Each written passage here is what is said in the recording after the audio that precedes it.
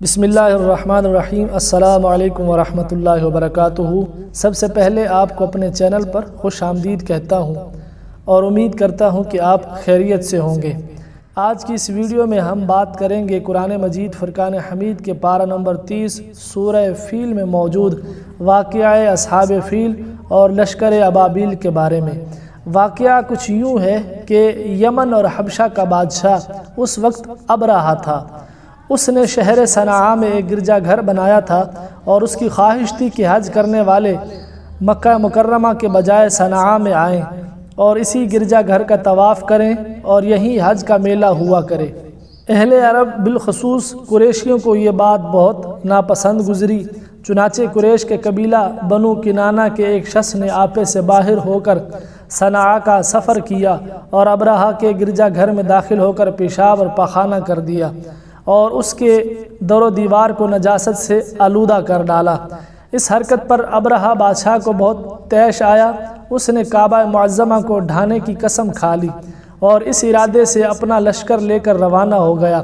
اس لشکر میں بہت سے ہاتھی تھے اور ان کا سردار ایک بہت بڑا کوہ پیکر ہاتھی تھا جس کا نام محمود تھا۔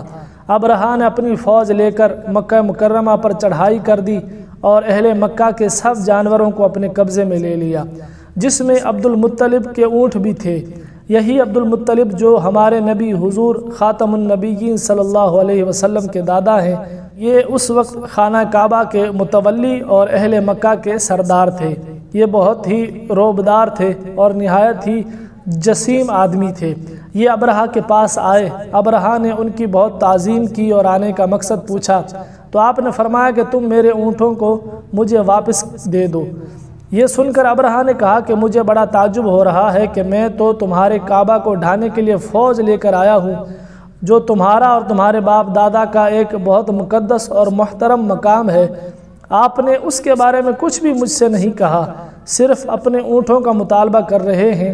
حضرت عبد المطلب نے فرمایا کہ میں اپنے اونٹوں کا ہی مالک ہوں، اس لیے اونٹوں کے لیے کہہ رہا ہوں، اور کعبہ کا جو مالک ہے وہ خود اس کی حفاظت فرمائے گا، مجھے اس کی کوئی فکر نہیں۔ ابرہہ نے آپ کے اونٹوں کو واپس کر دیا۔ پھر آپ نے قریش سے فرمایا کہ تم لوگ پہاڑوں کی گھاٹیوں اور چوٹیوں میں پناہ گزین ہو جاؤ۔ چنانچہ قریش نے آپ کے مشورے پر عمل کیا۔ اس کے بعد حضرت عبد المطلب نے کعبہ کا دروازہ پکڑ کر بارگاہ الہی میں کعبہ کی حفاظت کے لیے خوب رو رو کر دعا مانگی، اور دعا سے فارغ ہو کر آپ بھی اپنی قوم کے ساتھ پہاڑ کی چوٹی پر چڑھ گئے۔ ابرہہ نے صبح سویرے اپنے لشکر کو لے کر کعبہ مقدسہ پر دعویٰ بولنے کا حکم دے دیا اور ہاتھیوں کو چلنے کے لیے اٹھایا، لیکن ہاتھیوں کا سردار محمود جو سب سے بڑا تھا وہ کعبہ کی طرف نہ چلا۔ جس طرف اس کو چلاتے تھے چلتا تھا، مگر کعبے کی طرف جب اس کو چلاتے تھے تو وہ بیٹھ جاتا تھا۔ اتنے میں اللہ تعالیٰ نے سمندر کی جانب سے پرندوں کا لشکر بھیج دیا، اور ہر پرندے کے پاس 3 کنکریاں تھیں، 2 پنجوں میں اور 1 چونچ میں۔ ابابیلوں کے اس لشکر نے ابرہہ کی فوجوں پر اس زور کی سنگباری کی کہ ابرہہ کی فوج بدحواس ہو کر بھاگنے لگی، مگر کنکریاں گو چھوٹی چھوٹی تھیں، لیکن وہ قہر الہی کے پتھر تھے کہ پرندے جب ان کنکریوں کو گراتے تو وہ ہاتھی سواروں کے خود کو توڑ کر سر سے نکل کر جسم کو چیر کر ہاتھیوں کے بدن کو چھیدتے ہوئے زمین پر گرتے تھے۔